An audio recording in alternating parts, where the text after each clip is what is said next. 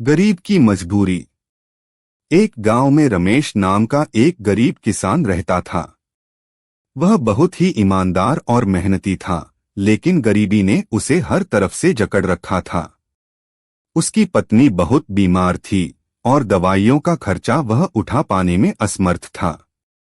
गांव के लोग उसकी हालत जानते थे, लेकिन उसकी मदद करने के लिए किसी के पास भी पैसे नहीं थे। एक दिन रमेश को खबर मिली कि उसकी पत्नी की हालत और खराब हो गई है।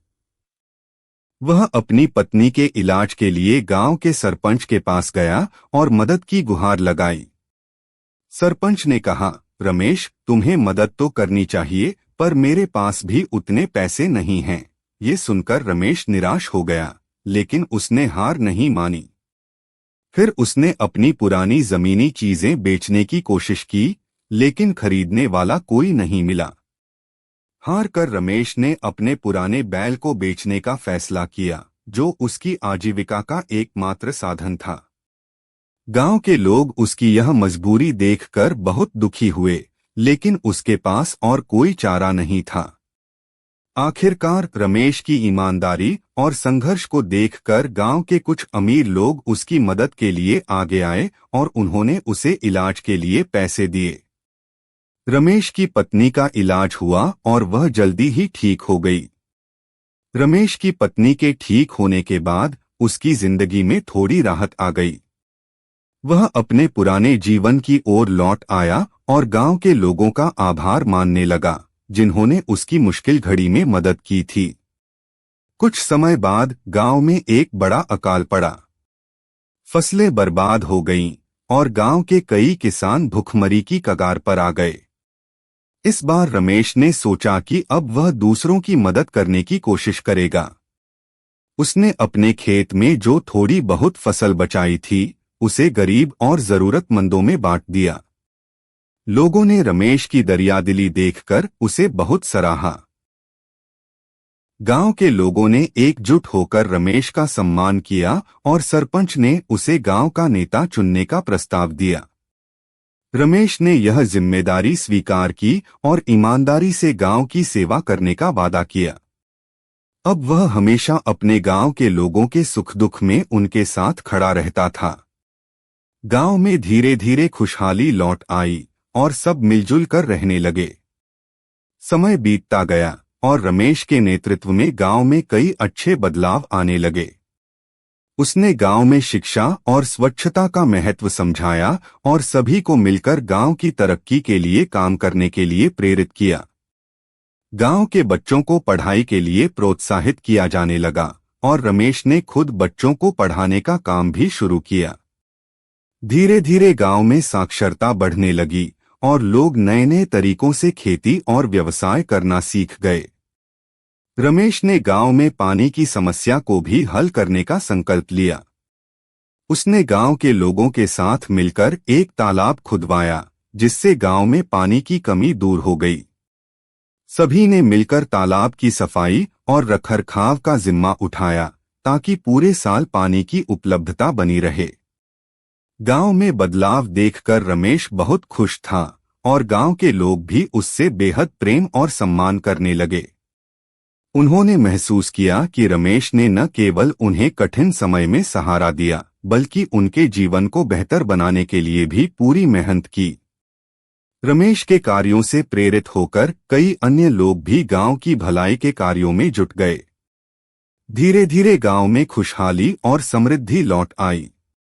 अब गांव के लोग एक दूसरे की मदद के लिए हमेशा तत्पर रहते थे और मिलजुल कर सुख दुख बांटते थे। गांव में रमेश के प्रयासों से न केवल खुशहाली आई, बल्कि एक नया जोश और उत्साह भी पैदा हुआ। लोग अब किसी भी कठिनाई का सामना करने के लिए तैयार रहते थे, क्योंकि वे जानते थे कि मिलकर काम करने से हर समस्या का समाधान संभव है। गांव के युवा भी रमेश से प्रेरित होकर अपने गांव को एक आदर्श गांव बनाने का सपना देखने लगे। एक दिन गांव में एक सरकारी अधिकारी आए और उन्होंने गांव के विकास कार्यों का निरीक्षण किया। अधिकारी ने देखा कि गांव में साफ सफाई है, लोग शिक्षित हो रहे हैं और सभी मिलकर काम कर रहे हैं।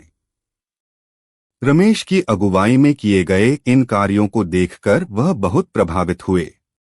उन्होंने रमेश की प्रशंसा करते हुए कहा, तुमने दिखा दिया कि सच्ची लगन और मेहनत से सब कुछ हासिल किया जा सकता है। तुम्हारे जैसे लोगों की वजह से गांवों का असली विकास संभव हो पाता है। सरकार ने रमेश को उसके उत्कृष्ट कार्यों के लिए सम्मानित किया और गांव के विकास के लिए विशेष सहायता राशि भी दी। रमेश ने इस धनराशि का इस्तेमाल गांव में एक स्कूल और एक छोटी स्वास्थ्य सुविधा केंद्र बनाने के लिए किया, ताकि सभी बच्चों को अच्छी शिक्षा और स्वास्थ्य सेवाएं मिल सकें। गांव में अब हर तरफ विकास की लहर थी। गांव के लोग गर्व महसूस कर रहे थे और रमेश की मेहनत और नेतृत्व को सलाम कर रहे थे। रमेश ने सभी गांव वालों को यह सिखाया कि इंसान चाहे गरीब हो या अमीर, अगर उसके दिल में दूसरों की भलाई का भाव है और ईमानदारी से मेहनत करने की लगन है, तो वह किसी भी बाधा को पार कर सकता है। कुछ सालों में रमेश का गांव एक मिसाल बन गया। आसपास के गांवों के लोग रमेश से मिलने आते और उससे सीखने की कोशिश करते कि कैसे उन्होंने अपने गांव में बदलाव लाया। रमेश ने खुशी खुशी अपने अनुभव और सुझाव सभी के साथ साझा किए। उसकी बातों ने कई गांवों के लोगों को प्रेरित किया और धीरे धीरे आसपास के गांव भी रमेश के गांव के नक्शेकदम पर चलने लगे। रमेश ने अपने गांव में खेती के नए तरीकों को अपनाने के लिए किसानों को प्रोत्साहित किया। उसने उन्हें जैविक खेती, फसल चक्र और आधुनिक तकनीक का महत्व समझाया। गांव के किसानों ने रमेश के मार्गदर्शन में ये नए तरीके अपनाए, जिससे उनकी उपज और आमदनी में भी बढ़ोतरी हुई। अब गांव में हर तरफ खुशहाली थी। लोग न केवल अपने जीवन में सुधार कर रहे थे, बल्कि उन्होंने एक दूसरे की मदद करना और मिलजुल कर रहना अपनी आदत बना लिया था। रमेश ने लोगों में आत्मनिर्भरता का भाव पैदा किया, जिससे लोग छोटी छोटी समस्याओं को खुद हल करने लगे। एक दिन रमेश ने गांव में एक सभा बुलाई और गांव के सभी लोगों को धन्यवाद दिया। उसने कहा, आप सबके सहयोग के बिना यह सब संभव नहीं था। हम सबने मिलकर जो किया है वह एक उदाहरण है कि जब लोग एकजुट होकर काम करते हैं तो कोई भी सपना सच हो सकता है। हमें हमेशा इस एकता और भाईचारे को बनाए रखना चाहिए और जरूरतमंदों की मदद के लिए हमेशा आगे रहना चाहिए। रमेश के ये शब्द सभी के दिलों में गूंज उठे। लोगों ने उसे अपना आदर्श मान लिया और वादा किया कि वे रमेश की सोच को आगे बढ़ाएंगे और गांव के विकास के लिए निरंतर प्रयास करते रहेंगे। रमेश के नेक कामों और उसके गांव के विकास की खबरें अब दूर दूर तक फैल चुकी थीं। उसकी मेहनत और लगन ने न केवल उसके गांव को बल्कि पूरे इलाके को प्रेरित कर दिया था। एक दिन जिला कलेक्टर खुद रमेश के गांव आए और गांव में हुए विकास कार्यों को देखा। उन्होंने गांव की स्वच्छता, शिक्षा और खेती में हुए सुधारों की तारीफ की और रमेश को सरकारी स्तर पर सम्मानित करने की घोषणा की। इस अवसर पर रमेश ने कहा, आज हमारे गांव को जो पहचान मिली है वह केवल मेरी नहीं बल्कि हम सबकी मेहनत और एकजुटता का नतीजा है। जब हम मिलकर काम करते हैं तो हम हर मुश्किल को पार कर सकते हैं। हमारा लक्ष्य सिर्फ अपने गांव का विकास नहीं होना चाहिए, बल्कि हमें दूसरे गांवों की भी मदद करनी चाहिए ताकि वे भी खुशहाल और आत्मनिर्भर बन सकें। रमेश की इस सोच से प्रभावित होकर सरकार ने उसे पूरे जिले के गांवों के लिए एक सलाहकार के रूप में नियुक्त किया। रमेश ने यह जिम्मेदारी खुशी खुशी स्वीकार की और अब वह आसपास के गांवों में जाकर वहां के लोगों को भी आत्मनिर्भर बनने के लिए प्रेरित करने लगा। रमेश ने अपनी इस नई भूमिका में कई गांवों का दौरा किया और वहां के लोगों को एकजुट होकर काम करने और नए नए तरीकों से खेती और विकास करने के लिए प्रेरित किया। धीरे धीरे रमेश की मेहनत का असर दिखने लगा और कई गांवों में बदलाव आने लगा। रमेश ने साबित कर दिया कि एक सच्चा नेता वह है जो खुद को आगे रखे बिना दूसरों के उत्थान के लिए काम करता है। गांव-गांव में रमेश का नाम सम्मान से लिया जाने लगा और लोग उसे अपना प्रेरणास्रोत मानने लगे। रमेश की मेहनत और निस्वार्थ सेवा ने उसे गांव और जिले में एक मिसाल बना दिया था। उसकी कहानी धीरे धीरे राज्य के उच्च अधिकारियों तक भी पहुंच गई। उसकी प्रेरणादायक कहानी और समाज सेवा के प्रति समर्पण ने सरकार का ध्यान आकर्षित किया और एक दिन उसे राज्य के एक बड़े समारोह में आमंत्रित किया गया। इस समारोह में रमेश को राज्य स्तर पर समाज सेवा रत्न पुरस्कार से सम्मानित किया गया। इस सम्मान ने न केवल रमेश का हौसला बढ़ाया बल्कि उसके गांव के लोगों में भी गर्व की भावना पैदा की। पुरस्कार समारोह में रमेश ने एक भावुक भाषण दिया।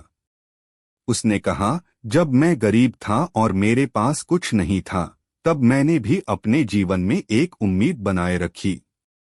मेरी माँ ने मुझे सिखाया था कि चाहे हालात कितने भी कठिन हो, इंसान को ईमानदारी और मेहनत का रास्ता कभी नहीं छोड़ना चाहिए।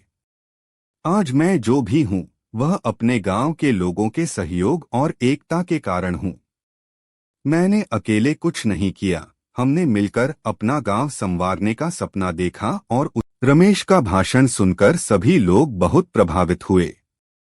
राज्य सरकार ने रमेश के गांव को आदर्श ग्राम घोषित किया और गांव में विकास कार्यों के लिए विशेष अनुदान देने की घोषणा की। रमेश ने यह अनुदान गांव में एक सामुदायिक केंद्र और एक पुस्तकालय बनाने के लिए उपयोग किया, ताकि गांव के बच्चे और युवा शिक्षा और विकास के नए अवसरों का लाभ उठा सकें। अब रमेश के गांव का नाम पूरे राज्य में जाना जाता था।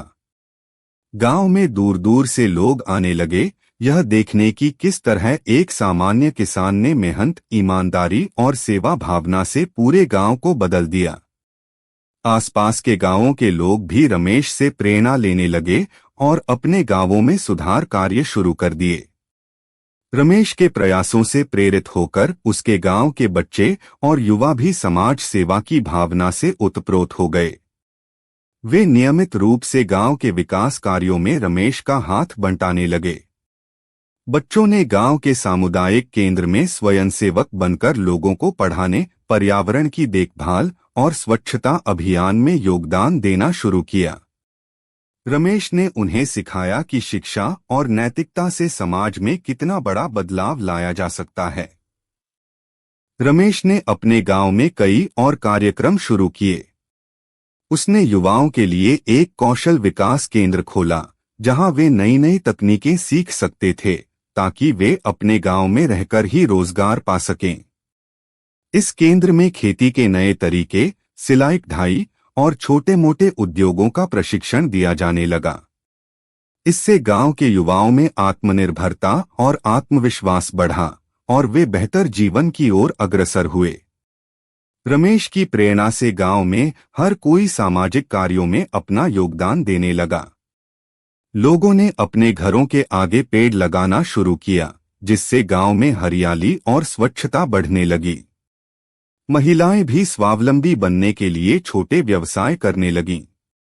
रमेश ने उन्हें छोटे छोटे समूह बनाकर काम करना सिखाया और उन्होंने अपने बनाए हुए सामान जैसे कपड़े, हस्तशिल्प और अन्य उत्पादों को शहर में बेचने का काम शुरू किया। एक दिन गांव के लोगों ने रमेश के सम्मान में एक विशेष कार्यक्रम आयोजित किया। इस कार्यक्रम में गांव के हर व्यक्ति ने रमेश के प्रति अपनी कृतज्ञता व्यक्त की। गांव के बुजुर्गों ने उसे आशीर्वाद दिया, बच्चों ने उसके सम्मान में गीत गाए और युवाओं ने उसे अपना मार्गदर्शक माना। सभी ने रमेश से एक वादा किया कि वे उसकी सोच को आगे बढ़ाएंगे और गांव की प्रगति के लिए हमेशा एकजुट रहेंगे। रमेश ने इस भावनात्मक कार्यक्रम में सभी से कहा, मैंने केवल एक सपना देखा था कि हमारा गांव खुशहाल बने और सबकी जिंदगी में सुधार आए। लेकिन यह काम मैं अकेले नहीं कर सकता था। आपने जो मुझे समर्थन दिया, उससे ही यह सब संभव हुआ। अब मेरी सबसे बड़ी इच्छा है कि हमारे गांव की तरह पूरे देश में लोग एकजुट होकर अपने समाज के उत्थान में लगें। हमें एक दूसरे की मदद करने की भावना कभी नहीं छोड़नी चाहिए। कहानी का समापन संदेश। रमेश की कहानी हमें यह सिखाती है कि किसी समाज में बदलाव की शुरुआत एक व्यक्ति की छोटी छोटी कोशिशों से भी हो सकती है। अगर हर व्यक्ति रमेश की तरह समाज के प्रति निस्वार्थ सेवा की भावना रखे और ईमानदारी से अपने कर्तव्यों का पालन करे, तो पूरा समाज और यहाँ तक कि देश भी तरक्की की राह पर अग्रसर हो सकता है। रमेश की कहानी हमें एकता, मेहनत और सेवा का सच्चा अर्थ सिखाती है, जो हमारे समाज को एक बेहतर। रमेश के कार्यों और गांव रमेशपुर की सफलता ने राज्य ही नहीं बल्कि पूरे देश में चर्चा का विषय बना दिया। अब सरकार और अन्य संस्थाएं भी इस मॉडल गांव से प्रेरणा ले रही थीं। रमेशपुर को विकास का एक उत्कृष्ट उदाहरण मानकर वहां शिक्षाविद, सरकारी अधिकारी और अन्य ग्रामीण क्षेत्र के लोग अध्ययन करने के लिए आने लगे। रमेश का साधारण जीवन और उसकी निस्वार्थ सेवा सभी को प्रभावित करती थी। इस बढ़ती लोकप्रियता के बीच रमेश को राज्य सरकार से प्रस्ताव मिला कि वह एक बड़े पैमाने पर ग्रामीण विकास का हिस्सा बने। यह एक ऐसा प्रस्ताव था जो न केवल रमेश के लिए बल्कि सभी गांव वालों के लिए गर्व की बात थी। हालांकि रमेश ने विनम्रता से कहा, मैं एक साधारण किसान हूं। मैंने अपने गांव के लिए जो किया वह केवल मेरी जिम्मेदारी थी। अगर मैं कहीं और भी कुछ मदद कर सकता हूं तो जरूर करूंगा, लेकिन मेरे दिल की खुशी मेरे गांव की तरक्की में है। रमेश ने राज्य सरकार के साथ मिलकर आसपास के गांवों में भी अपने अनुभव साझा किए और वहां के लोगों को स्वावलंबन और एकता का महत्व समझाया। उसने सिखाया कि कैसे छोटे छोटे कदम भी बड़े बदलाव ला सकते हैं, अगर हम उनमें ईमानदारी और लगन से काम करें। रमेश का यह संदेश धीरे धीरे एक आंदोलन बन गया और अब पूरे राज्य में ग्रामीण क्षेत्रों में सुधार और स्वच्छता के लिए जागरूकता फैलने लगी। रमेशपुर अब केवल एक गांव नहीं रहा बल्कि एक विचारधारा बन गया था। यह गांव यह संदेश दे रहा था कि एकता, सेवा और निस्वार्थ प्रयासों से हर गांव, हर कस्बा और हर समाज आत्मनिर्भर और खुशहाल बन सकता है। रमेश की इस यात्रा का समापन भले ही एक गांव तक सीमित रहा हो, लेकिन उसकी कहानी ने पूरे देश को यह सिखाया कि बदलाव की शुरुआत कहीं भी हो सकती है। हर व्यक्ति के